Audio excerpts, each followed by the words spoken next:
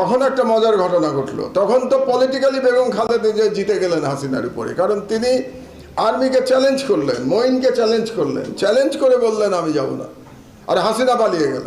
তো রাজনৈতিকভাবে হাসিনা পরাজিত হয়ে গেল। তখন মারা গেছেন ভদ্রলোক সাংবাদিক এবিএম মুসা, আপনারা নাম শুনেছেন নিশ্চয়ই। এবিএম মুসা তো আওয়ামী লীগ, উনি আওয়ামী লীগেরই ছিলেন, উনি শেখ মুজিবুর রহমানের এমপি ছিলেন 73 সালে।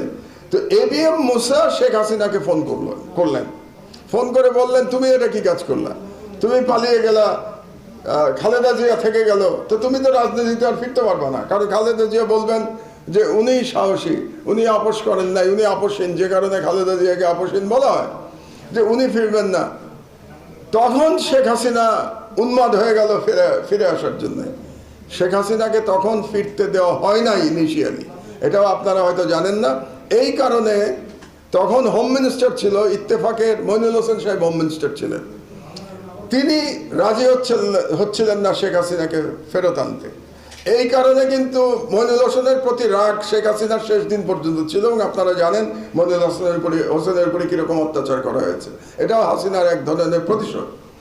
হাসিনা যখন ফিরতে পারছিলেন না, তখন হাসিনা ফোন করলেন কাকে? প্রণব ব্যানার্জিকে, প্রণব বাবুকে ফোন করলেন। প্রণব বাবু তখন ভারতের পররাষ্ট্রমন্ত্রী। প্রণব বাবুকে ফোন করে বললেন যে আমাকে তো আসতে দিচ্ছে না, এখন আমি না আসলে তো রাজনৈতিকভাবে আমি জিরো হয়ে যাব, তো বেগম খালেদা জিয়া হিরো হয়ে যাবে। তখন প্রণব মুখার্জি ফোন করলেন মঈনকে, এবং মঈনকে বাধ্য করলেন যাতে শেখ হাসিনাকে ফিরে আসতে পারে। এটা হলো দ্বিতীয় পলায়নের কাহিনী।